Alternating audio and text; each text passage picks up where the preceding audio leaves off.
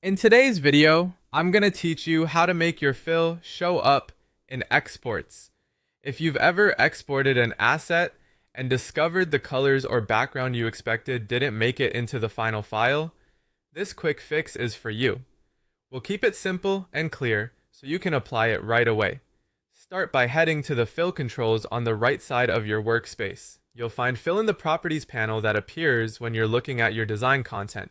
This is where the color, gradient, or image fill for a layer is managed. It applies to common elements like shapes, frames, and text layers that use a color fill. The fill section shows you what's currently applied, whether that's a solid brand color, a gradient blend, or an image texture. This is the exact place we need to be to make sure your exported assets reflect what you see on the canvas. Once you're there, look for the option labeled Show in Exports and check it. That single toggle is what tells the export process to include the fill in the final output. Without it, certain export workflows can omit the fill, leaving you with transparent or incomplete results. Checking Show in Exports ensures your colors and backgrounds are preserved across formats like PNG, JPG, SVG, and PDF, depending on your needs. A few helpful notes. Fill is different from stroke, effects, or overlays.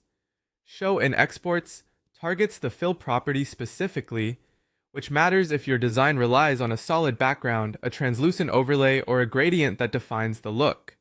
If you're using an image fill, this option helps guarantee the image is embedded visually in the exported file rather than disappearing due to export rules. If you don't see fill on the right, it usually means the current selection doesn't use a fill. In that case, check that the layer you're working with supports fills and that a fill is actually applied in the properties.